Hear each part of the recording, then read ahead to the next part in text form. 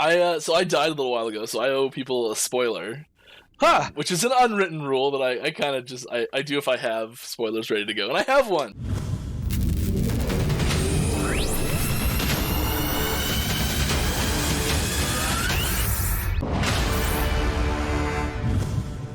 Hello everyone and welcome to Action RPG. I'm your host Aaron, and for today's video we're headed to the world of Last Epoch. Mike, one of the senior developers at 11th Hour Games, held his normal Friday Q&A live stream on Twitch, which means I get to bring you Dev Chat 61. Now this Dev Chat is going to be different. It's not going to be like anything we have done in the past, because Mike really held their first Lore Master stream. Kyle, 11th Hour Games Lore Master for the game, was on stream with him and literally answered so many great questions and gave a lot of backstory about the game. He was answering so many questions that they didn't even get close to catching up on chat after 2 hours and 10 minutes. So for this Dev Chat 61, I'm actually going to take my face out because I'm not a lore master by any means, and I'm not going to comment on what Kyle's saying. So for this Dev Chat, I'm going to queue up the questions that were really relevant and gave good answers, and I'm going to let Kyle take you through them, including one new leak from Mike. Without further ado, something new. Right, I got another lore question from Perry the Pig. What's with the giant black hole at the end of time? Will we ever learn more about that, or is it just there to be pretty? And actually, so that black hole, it just adds a little bit more personality to the area, a little more ambience. And also I got an unrelated question to ask in response. Where is Orbis anyways? Is there actually a location where he physically is? Who knows? Who knows? Completely unrelated question in response to that one. From Quiet For Me, how did necrotic magics come to exist? We know it was more like a science magic compared to other magics like natural elemental. Why can't void and necrotic magics coexist in the same spell? So there are a few sort of layers to that question. I will say that necrotic magics have existed for a long time. It really just kind of, what necrotic magic really kind of is any kind of magic that deals with souls or reanimation or soul manipulation. If you're speaking more specifically about the Immortal Empire style of necrotic magic, that came into the forefront pretty early into the Immortal, or pretty early in the Imperial era, after humanity kind of got out from under the gods and started doing their own thing. And once the Immortal Emperor kind of rose to power, he started out as a mortal, human.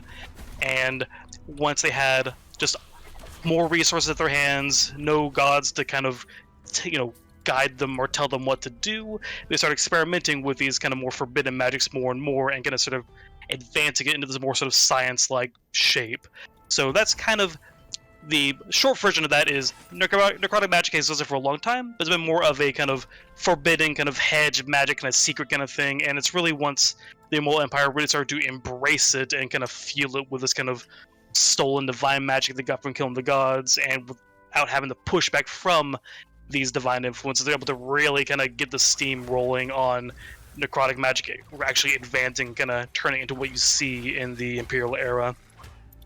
And for the second part of that question about why can't void and necrotic magics coexist, there are a couple of examples of them kind of coexisting, but it's never in a very seamless, natural way. The two examples that come to mind immediately are the Emperor's Remains at the end of the ruined Temple of Eterra, and Void Harren at the end of that Ruin of the Empire timeline, where Harren is now void corrupted.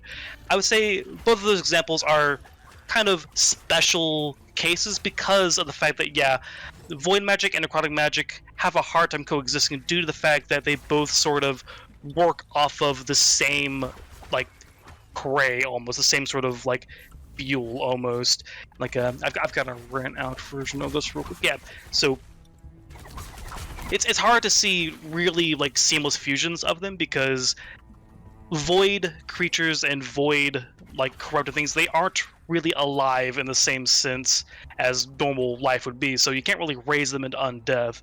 And conversely, a lot of the sort of soul and kind of vitality that the void corrupts is kind of frayed and damaged and not altogether there anymore in undeath. So they're kind of, if it's undead or if it's void, it kind of has a lot of the stuff that undead or void would use already gone essentially. So the cases where void and necrotic do interact are in special cases like the Emperor's Remains, that is more so like void masses puppeting the Emperor's corpse than anything else, rather than any kind of true fusion. And in Harren's case, Harren has a lot more of his kind of self still in there in that timeline, and that's how the void is able to corrupt him despite being undead. In that, like, and those are two definitely like exceptions to kind of like what you would normally see if you like. In fact, in the Ruined Empire time, you see undead and void right next to each other, and they stay mostly kind of independent, fighting each other, largely due to the fact that the stuff that they would corrupt on each other is already corrupted, as it were. Not sure if that answered the question as well as you'd like, but that's about it. Alright, we got another one from Quiet For Me. What is the power structure of the gods? Are Orbis and Eterra the pinnacle, then Lagan, Herat, and Raya and Majasa the lesser gods? And where does the shade of Orbis fall under this power dynamic? I will say that the Eterra and Orbis in this sort of hierarchy, they are definitely above Lagan, Herat, Raya, and Majasa. And I would say more specifically, Lagan, Herat, Raya, and Majasa are directly underneath Eterra, whereas Orbis is sort of if you view like kind of a tree, kind of like branching out. Orbis would kind of branch out from the same kind of like tier as Eterra for sure, with Raya, Lagan, Majasa, and Herat both being directly under Terra, but not connected to Orbis, if that makes any sense. So family tree-wise, they are from under Eterra, but not under Orbis. But Orbis and Eterra are on their same tier. And the second part of that question, in regards to the shade of Orbis, the shade of Orbis is not. It's sort of its own kind of separate entity, but not really. The shade of Orbis is essentially a reflection of Orbis, a sort of snapshot of his malice and torment during the time he was imprisoned, and being reflections of Orbis from this kind of very specific snapshot, Orbis can guide them in certain ways, but their kind of natural kind of nature of this kind of pain and torment kind of guides them to what they do as it is now. So Orbis can control the shades, but the shades are definitely under Orbis, but the shades are also the sort of reflections of him.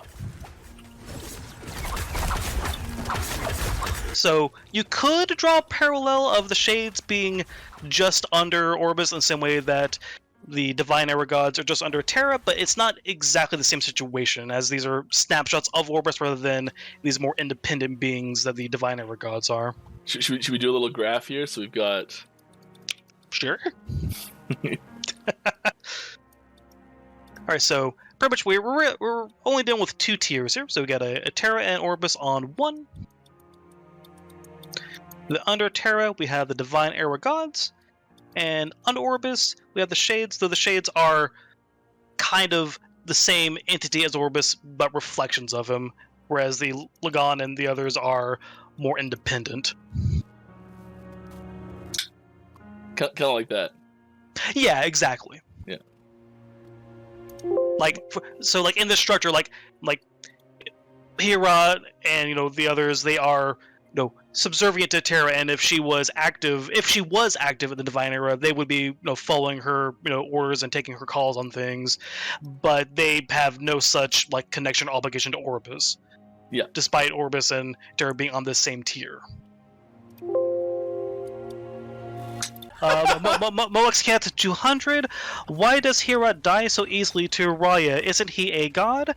Well, it's about how they have kind of applied their powers, as it were, and what they have been working towards and done in the events leading up to that.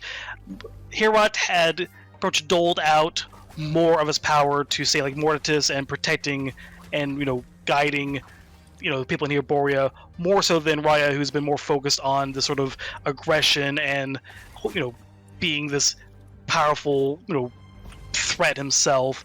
And combined with that is also in that fight itself, Herod is worried about protecting the humans on his side that are with him, including you, the player, whereas Raya is much less concerned about collateral damage in that sense, and has feels no need to kind of hold back in any way. And so really, if you look at it a certain way, it's because you, the player, were there that he died. How terrible. Got another question from Shadow Dweller TV. Will we ever see the Epoch actual appearance? We are actually working in improving some animations that will involve a actual physical appearance by the Epoch for some of the time travel events. That is still in the works. Not sure. I don't want to call out that being present in 0.9, but it is in the works. So we do have a model for it, back on our side, and we are working on getting it, incorporated into more stuff. Another armor set for Primalist this time coming up. This is a fairly early game Primalist armor set, but I think it looks really cool.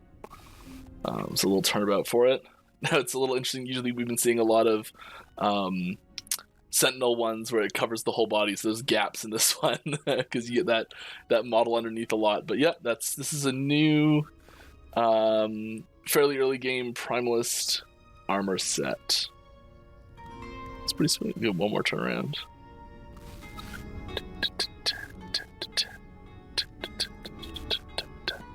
Beautiful. Next question from Master Sword 1291.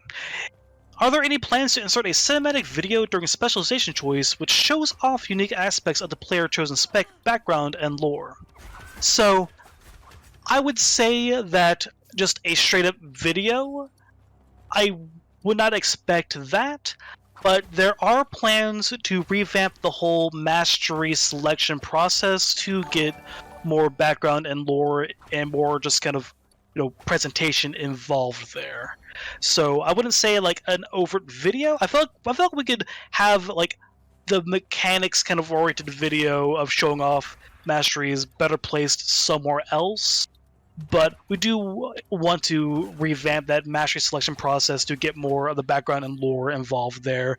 Big to be determined.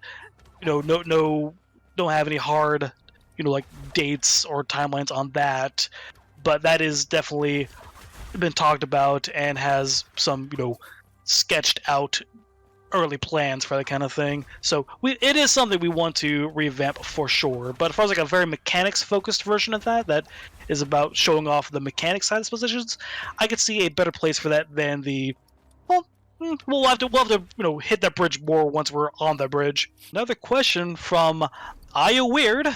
Can you give us a tiny tidbit of lore about the Missing Masteries? Beyond their mastery choice text, is there anything you can tell us lore-wise about the Missing Masteries and how they approach the world? I'll try and answer the question with minimal spoilers, of course. Essentially, I'll start with the Rune Master. The Rune Master is essentially the sort of other kind of path of arcane magic compared to sorcery. Sorcery, when the sorcerers are all about opening that spigot of power, shaping it into a giant meteor and dropping it on people's heads, it's very about letting go of those restraints and unleashing power and directing it in the proper way, whereas Rune Masters are much more about shaping that magic and controlling it. It can be said that the elder mages in Welryn and other places with these kind of more structured hierarchical systems of mages would tend to be rune masters more often than they would tend to be sorcerers. And hitting on the warlock is another sort of kind of division on philosophies on that kind of art. With the necromancer is about manipulating physical death in the shape of commanding these minions. The lich is about commanding yourself by being able to become the reaper form and other sort of affecting yourself kind of mentality, whereas the warlock is about manipulating the soul and wielding curses. So you got lich as manipulating the self, necromancer as manipulating the physicality of others, and the warlock is manipulating the souls of others. And then you get to the Falconer. The Falconer has a falcon. And they use that falcon, and oh no! Yeah, I died. Mike died. I was even looking at the side of the fight. I'm like, my necrotic resistance is really low. I pointed it out to myself. I'm like, this is gonna be bad. Should I do something about it? Nah, I'll be fine. I was not fine. I'm gonna try and do something about it. Do I have any necrotic res? I'm gonna pull some of these out because I don't need cold in there. Just to finish my point on the Falconer, yeah, the Falconer is, again, it comes down to these sort of different styles. You have the Blade Master or Blade Dancer, which is, very in your face about, flowing with battle and only being, hit when you want to be hit and kind of controlling the battle in that way. The Marksman is about, being, in the back, doing these kind of cool bow shots, where the Falconer is sort of, it's about having this falcon as your companion in battle and using it to kind of lure your victims into traps and trick them up. And it's more of a tricky sort of take on the rogue, which is already a pretty tricky class.